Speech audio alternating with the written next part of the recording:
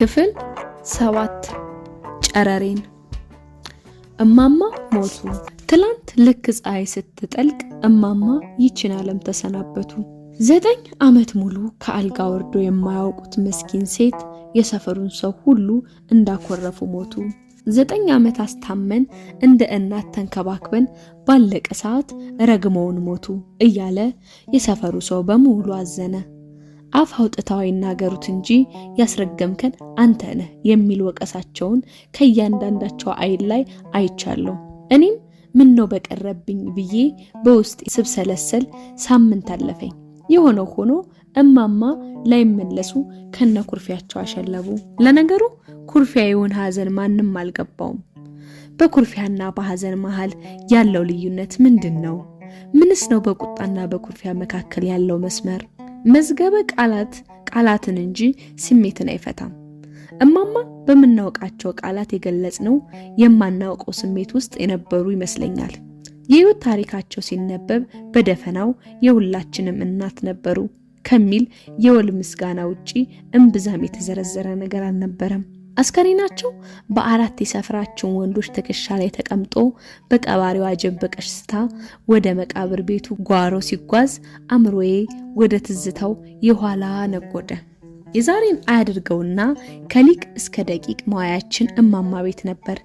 የእማማ ቤት እንደው ቤት ሆነ እንጂ ነገረ ስራው ድድ ማስጫ የሚሉትን አይነት ነበር።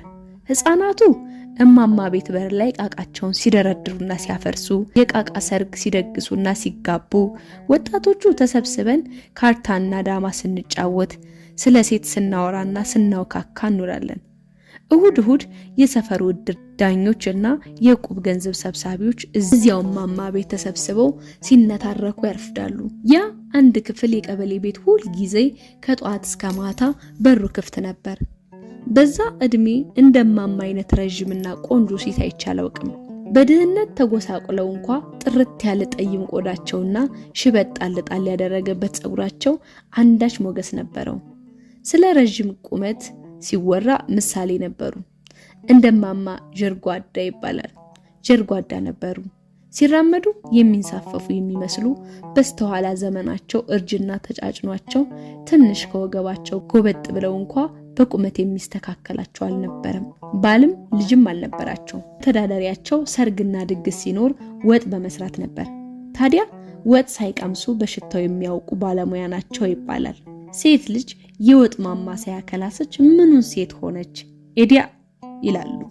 ወጥ ሲቀመስ ሲያዩ አይወዱም። እማማ ለምን ባላያገቡ ስንላቸው በልኬ ወንዳጣው ጨርሶ ኩርፍድ አጎንብሼ ላግባ እንዴ ይሉና ይስቃሉ። ጨዋታ አዋቂ ናቸው። ታዲያ አመቱን ሙሉ ማድቤት ለማድቤት ከርመው ለጥምቀት በዓል ጸጉራቸውን ተሰርተው ሰፊ ባለባንዲራ ጥለቱ ጉልበታቸው የሚደርስ የአበሻ ቀሚሳቸውን ይለብሱና በወገባቸው ላይ 3-4 ዙር ተጠምጥመው ጫፉ ወደታች የሚንዘረፈፍ መቀነታቸው ሸብ አድርገው ክብ ሰርተው የሚጨፍሩ እሳቸው የሀገሬ ሰዎች የሚሏቸው ወንዶች መሃል ገብተው ምንጃረኛ የሚባል ዘፈን እያወራረዱ ጭፈራቸውን ያስነኩታል። እማማን ለማየት የማይመጣ ሰው የለም። እማማ መጡ ክፈቱላቸው ይባላል። ክቡ የሰው ቀለበት በመጡበት በኩል ተከፍተው ይገባሉ። የታወቁ ናቸው። ቸፕ ሲደረግ እማማ እጃቸውን ከፍ አድርገው የምንጃር ልጅ ሽቅርቅር ብለሺ ነይ ዙረሺ ይላሉ። የከበበው ህዝብ ይቀበላቸዋል። የምንጃር ልጅ ሽቅርቅር ብለሺ ነይ ዙረሺ ይላሉ። የከበበው ህዝብ ይቀበላቸዋል። ህዝቡ ድንገት ለጥምቀት የተሰበሰበ ሳይሆን አብሮ ግጥምና ዜማ ሲያጠና የከረመ ነበር የሚመስለው። አሄ ጀግናው ሀገር እዛው ምንጃር ወረደ ሸንኮራ ስንዴ ልትበላ ወረደች ምንጃር የጤፍ ሀገር ተያብሪ ኩራዙን ታትፈጁ ጋዙን ያዝ እንግዲህ ብለው በዛ ቁመት ድንገት ወደ ላይ እየዘለሉ ሲመለሱ በፀጉራቸው የእግዚአብሔርን ዘርፋፋ ቀሚስ ነክተው የሚመለሱ ነበር የሚመስሉት። ጭብጨባው፣ ጩኸቱ፣ ሳቁ ይደምቃል። ጎን ለጎን የተደረደሩ ጨፋሪዎች በከበበው ሳው ጭብጨባ ሪትም ልክ በአንድ ላይ ሸብረክ እያሉ ወደፊት ወደ ኋላ እየተራመዱ ሲጨፍሩ የተለያየ ስሜት ነበረው።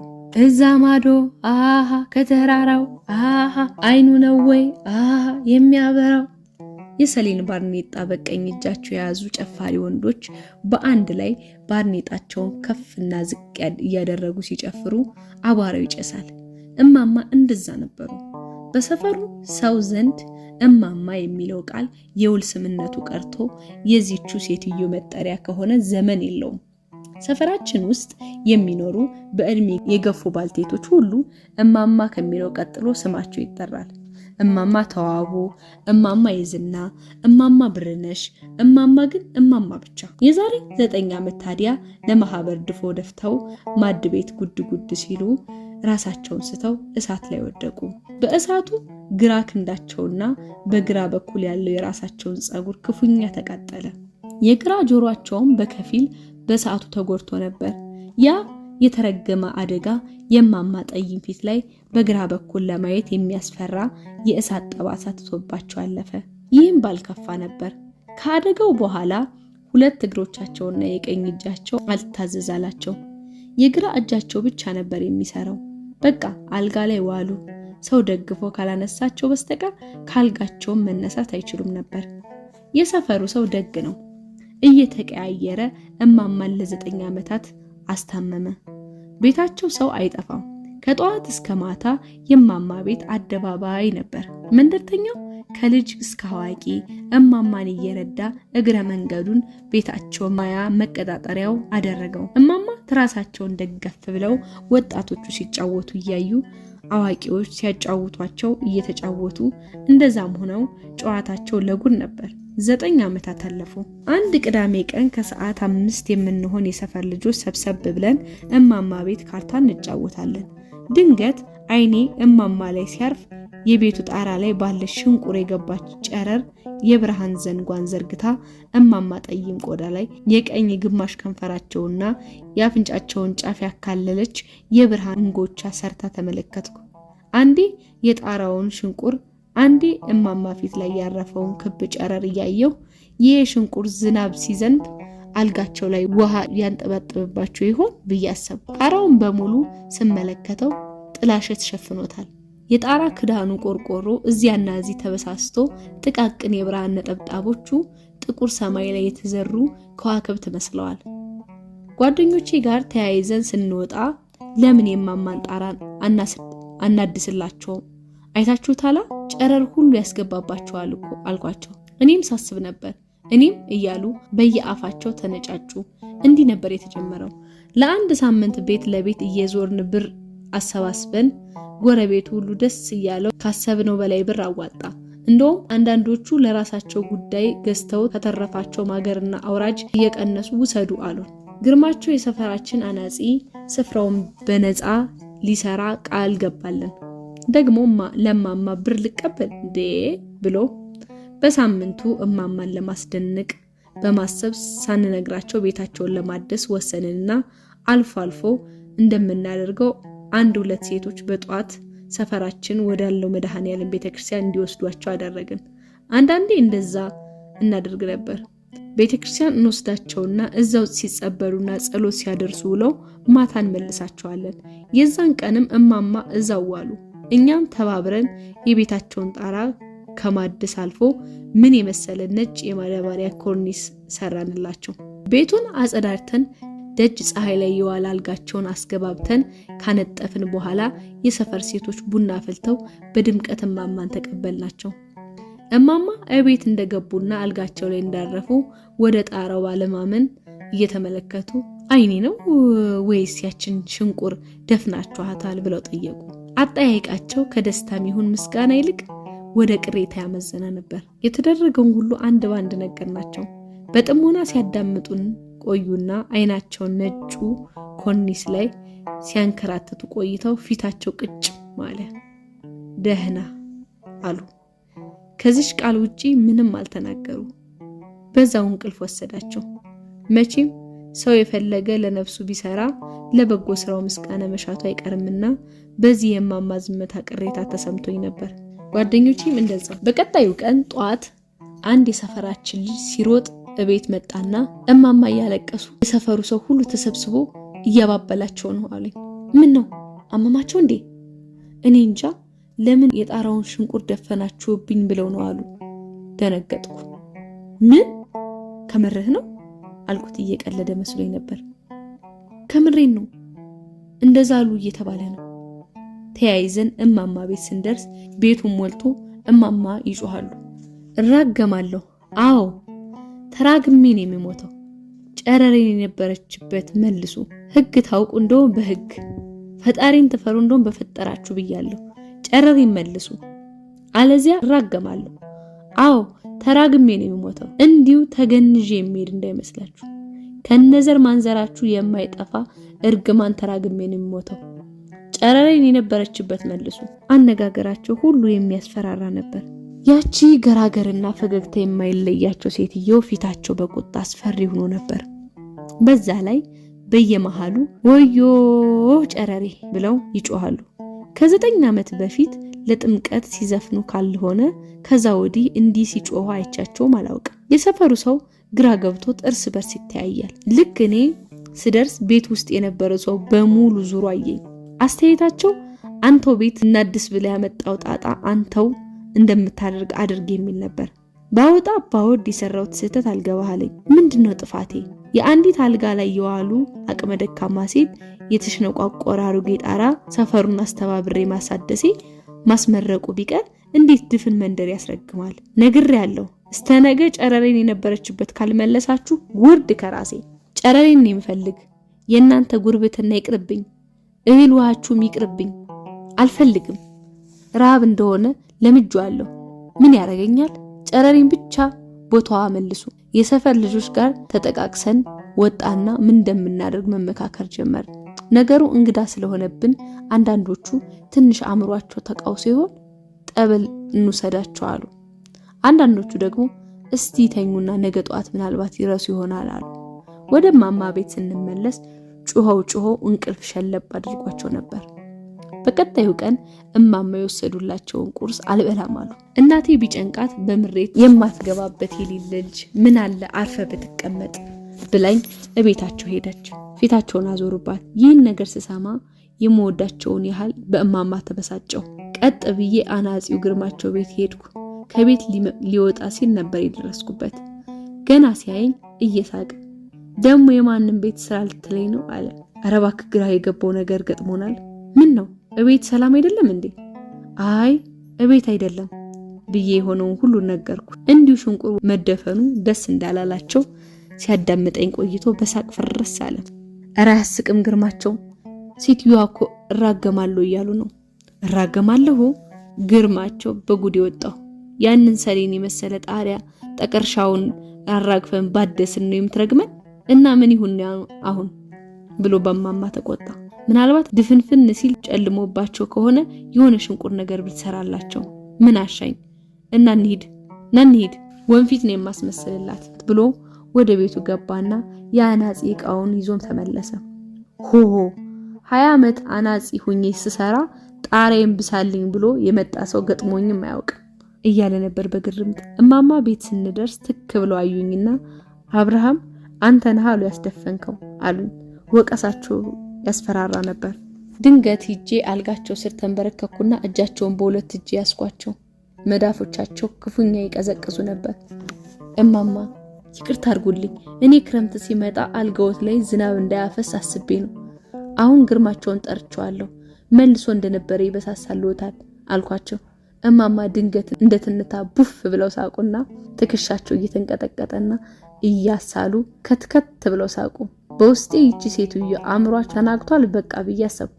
አይ አብርሃም ልታስበሳ አናጢ ዘመጣ። ምን ላድርግ ተጨነቅኩ እኮ ማማ። ግድ የለም ተው፣ እሱንም ስራ ታስፈታው ግድ የለም አሉ።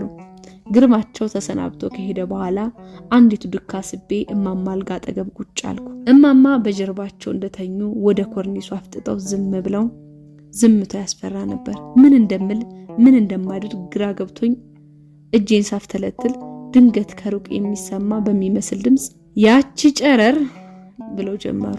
ያቺ ቀጭን ጨረር ጌታ የተቀበረበት መቃብር ውስጥ እንደተከሰቱት መላእክት ለኔ የምስራች ነበረች። መቼስ ያየህ እንደሆነ አባቴ ክፉ ነበሩ።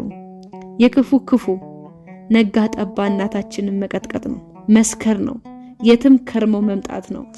እንዲሁ በየመጠጥ ቤቱ ሲጣሉ በሚወዱት የመጠጥ ቤት አምባጓሮ ሞቱ። በኋላ እናታችን እርሻውም ከስቡ ብቻዋን አልሆን ሲላት አንዱን ከወደ ቆላ የመጣ ባለጌ ሰው ነው ብላ ገባች። መቼስ ለመከራ ሲፈጥር አይለቅህ የባሰ ነውረኛ ሆኖ ቁጭ አለ። ገና አንድ ፍሬ ልጅ ነኝ እንጃ ይችን የዘውዲቱ ልጅ ባክል ነው። የጎረቤታችን ዘውዲቱ ልጅ ገና 9 ዓመቷ ነው። ሰው ዞር ካለ ሳልፍም ሳገድብም መጎንተል ነው። ጭራሽ አንድ ቀን የላሞቹ በረት ስገባ ተከትሎ አነቀኝ።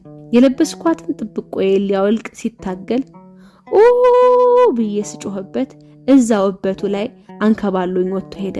በገዛ ቤቴ ፈራሁ። የእናቴን ቀሚስ የሙጥኝ ብዬ በሄደችበት መከተል ሆነ። እሷ ሰው አግኝታ ሞታ ሂጅ አባትሽ ጋር ተጫወች ትለኛለች። በኋላ በሰበብ አስባቡ መግረፍ ሆነ ስራው። ያመታቱ ያጨካከኑ ደግሞ አታንሰው። የላሞቹ በረት የገባው እንደሆነ ተከትሎ ከተፍ ነው። ወደ ጓሮ ለሽንት ዞር ያልኩ እንደሆነ እንደ ጥላ መከተል ነው። እንደው ነፍሴ ተጨነቀች። እናቴን አልነግር እንዲሆኑ ዘመን ልጅን ማን ይሰማል? ገና ዘልይ ሳልጠግብ ኑሮዬ ካሁን መጣብኝ፣ አነቀኝ፣ ጭንቀት ሆነ። ገጠር ሽውታም ኩፍኝም አያጣንም መቼም። አሙኝ ጋደም ያልኩ እንደሆነ እናቴ ወጣ ካለች አትጅብኝ ለቅሶ ነው። እየተንቀጠቀጥኩ ተከትያት ደጅ ለደጅ ነው። ከመድኃኒዓለምና ከሷ ሌላ ማን አለኝ? ታናናሽ እህቶቼና የሰፈሩ ውሪ ሁሉ ፈሪናት ከናቷ ቀሚስ ስራ አትወጣም እያሉ መሳቂያ መዘባበቻ አረጉኝ። ሲያመጣው ልክ የለው ይህን ሆንኩ ሳትል እናታችን በ3 ቀን በሽታ ሞተችብን። ከሞተችም ከአሟሟቷን በላይ ነፍሴ መግቢያዋ መደበቂያዋ ጨነቃት። እንዲህ እንዳይመስልህ የእናቴ ልጅ፣ ሐዘንተኛው እንኳን እግሩ ከቤት ሳይወጣ ቋንጣ እንዳየሽ ድመት አይኑ እኔ ላይ ነው። ሐዘኑም ምኑም ሲያበቃ ጎረቤት ቤት እየሄድኩ ብደበቅ አንጠልጥለው እያመጡ እቤቴ እንድቹ እንቅልፍ ባይኔ ሳይዞር አድርና ቀን ወደ እርሻው ሲሄድልኝ ብመለስ እንኳን ተኝቼ እንዳያገኘኝ እየፈራው ከዚህ እንደ ጋሽ አለሙ ቤት የሚሆን ማሳው ውስጥ የተሰራ የእህል መክተቻ ጎተራ አለ። አርጅቶ እህል አይዝም፣ እንዲሁ ቆሟል። ትልቅ ነው። ያየህ እንደሆነ ክዳኑን ገርበብ አድርጌ እገባና መልሼ ከድኜ እዛው ተኛለሁ። 10 ጊዜ እየመጣ ወንድሞቼን የት ሄደች ሲል ይሰማኛል። እንጃ ይሉታል። እየዛተ ይመለሳል። ድምጤን አጥፍቼ ዝም። ታዲያ በዛ ጨለማ የጭቃ ጎተራ ውስጥ ታፍኜ ለገመድ ማስገቢያ በተበሰዩ ጎተራው ሽንቁር በኩል የምትገባ ጨረር ነበረች። ከሰማይ ጀምሮ የተደበቅኩበት ጎተራ ድረስ ልትፈልገኝ የመጣች የእናቴ ነፍስ ነው የምትመስለኝ። ጨረሯ ፊቴ ላይ ስታርፍ እንባዬን የምታብስልኝ የእግዚአብሔር ጣት በእጆቼ ስጫወትባት እንደሰው በሹክሹክታ ሳወጋ ትውላለሁ። ፀሐይ ስትጠልቅ ጨረሯ ስትጠፋ ያ ክፉ ሰውዬ አረቂውን ተግቶ እየደነፋ ይመጣል። ጨረሯ ማታ የምትጠፋው ያንን ክፉ ሸሽታ ይመስለኝ ነበር። ማንም ሳያየኝ ከጎተራ ያወጣና እየተንቀጠቀጥኩ ገብቼ አንዱ ጥግ ኩርምት ብዬ ካሁን መጣብኝ እያልኩ እንዳፈጠጥኩ አነጋዋለሁ። ነገም ያው ቶሎ ነግቶልኝ ለወንድምና እህቶቼ የሚቀምሱት ቂጣም ሆነ ንፍሮ አሰናድቼ እኔም ሽምብራ ቢጤ ቆልቼ ቋጥርና ማንም ሳያየኝ ወደ ዛሮጌ ጎተራ ገብቼ ሽምብራዬን እየቆረጠምኩ እዛሽ ጨረር ጋር ብሶቴን በልጅ ነፍሴ እያንሾካሾክ ውላለሁ። ጨለማ ለኔ ጭንቀት ነው። ጀንበር ዞር ካለች ነፍሴ ትጨነቃለች። እማማ ዝም ብለው ቆዩ። ረጅም ዝምታ። ታዲያ አንድ ሌሊት እዛችሁ ጎጆ ጥግ ኩርምት እንዳልኩ ኮቴ ሰማሁ። እሱስ በጨለማው ሊያንቀኝ እያደባ ኑሯል። እንደው እንደ ፌንጣ ዘልዬ በጨለማው እንዴትም እንደከፈትኩት እንጃ በሩን በረገድኩና ልወጣ ስል ጥብቆዬን ቢያንቀኝ ተተርትሮ እጁ ላይ ቀረ። ምናምኔ ሳልደርብ መለመላዬን በደረቀ ሌሊት ኡኡታዬን እያቀለጥኩ በረርኩ። ወደ ጎተራዬ ዘልዬ ገብቼ ድምጼን አጠፋው። መቼስ ጨለማውን ያየ እንደሆን አይን ቢወጉ አይታይም። ሊመረኝ መሰለ። የት አባቷ ገባች እያለ መርዝ እንደቀመሰ ውሻ ማሳው ውስጥ ተቅበዘበዘ። ወደ ጎተራው ሲቀርብ ቅጠሉ ሲንሾካሾክ ይሰማኛል። እስካሁንም በበሬ ሰው ኮቴ ስሰማ እጨነቃለሁ። ራቁቴን ነኝ። ብርዱ ተው ፍርሃቱን ያንዘፈዝፈኛል። ኋላ በዱላው ጎተራውን መታ ሲያደርገው ይሄ የከረማ አቧራው እንደ ዝናብ ወረደብኝ። አሳልኩ። አንቺ መናጢ ነይ አትወጭም እያለ ክንዱን ሊከፍ ሲጀምር ጎረቤቶች እሪታዬን ሰምተው ኑሮ እየተጫጫው ሲመጡ ሰማሁ። በዛ በሌሊት ጨለማ ውስጥ በዛች የጎተራ ሽንቁር ከሰዎች ላምባዲና የመጣች ቀጭን ጨረር ራቁት ገላይ ላይ ስታርፍ እንደ ፀሐይ የሞቀች መሰለኝ። አቤት ደስታዬ! አቤት አተረፉኝ። እሱንም በነጭ አባሽ እያዳፉ ወደ ወሰዱበት እንጃ ልጆቹንም ወደ አክስታችን ዘንድ አላኩን። እዛው አድገን ፍርሃቱ ግን ዛሬም ድረስ በርጋጊ አርጎኝ ቀረ። ቅጠል በተንኮሻኮሽ በበር የሚያልፍ ኮቴ በሰማው ቁጥር ብርኪ ይዘኛል። እፈራለሁ። ዘመኔ ያለቀው በፍርሃት ነው። ኑሮዬ እንደው በመባከን ነው። እምብዛም ደስታ የለውም። ከልጅነት እስከ ዕውቀት የሳኩባቸው በደስታም የተጎበኘሁባቸው ብርሃን ያየሁባቸው ቀናት ብቻ ነበሩ። ያ የ77 ረሃብ ያረገፈው መርገምት ማለፏን ያፈሰረች መንግስትና ራዲዮኑ አይደለም፣ ብርሃን ነው ልጄ፣ ብርሃን። ለሰው ብናገረው እውነት አይመስልም። ሰማዩ በደረቀበት የጥር ወር ያለኝን አሟጥጬ ወዴት አባቴ ልሰደድ እያልኩ ውጭ ላይ ከተፈጨበት ዓመት የሆነው የድንጋይ ወፍጮ ላይ ተቀምጬ ሳለቅስ ነበር። ጥር 10 ለ11 ማታ እንደ ነገ ብርሃነ ጥምቀቱ ሊከበር በዋዜማው ምሽት በዛ ኮከብ እንኳን በማይታይበት ጥቁር ሰማይ እንደ ፈትል ክር የቀጠነ ብርሃን ሰማዩን ለሁለት ሲከፍሉ ደንግጬ በረገኩ። ያንን ሰማዩ ላይ ተዘርግቶ የጠፋ የብርሃን ዘንግ እንደገና አየዋለሁ ብዬ ባንጋጥጥ አልደገመው። በመነጋታው ምድሩ ላይ ጠፍቶ የኖረ ዝናብ ዶፍ ሆኖ ወረደ። ከዝናቡም ዝናቡ ካበቀለው ቡቃያ ይልቅ ያ የብርሃን ጸዳል አይኔ ላይ ዛሬም አለ። ጥምቀት በወጣ ቁጥር ሰማዩ በብርሃን የተሞላ ይመስለኛል። የህይወቴን ትንሽ የምስራች እንዳቅሜ ልዘክር አልጋ እስኪይዝ ለጥምቀት ቀርቻ አላውቅም ነበር። ባለም እንደ አውሬ እያስፈራኝ ስሸሽ ዘርም ሳላፈራ ኖርኩ። አልከፋኝም። ቤቴን የምትሞላ ያቺ ጨረር የእግዚአብሔር እጅ ነበረች፣ የእግዚአብሔር ጣት። እዚህ ቤት ስንት ዓመቴ?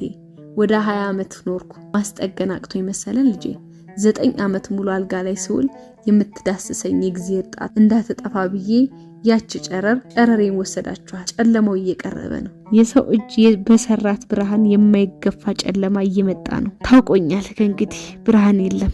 ተላመጁ ሲለኝ ነው መቃብሬን እንቅልፍ ሸለብ አደረጋቸው። ብርድ ልብሳቸውን ደርቤላቸው ወደ ቤቴ አዘገምኩ። ከዛ ቀን በኋላ እማማ ማንንም አላናገሩ። በሳምንቱ ትላንት ልክ ፀሐይ ስትጠልቅ እማማ ይችን ዓለም በሞት ተሰናበቱ።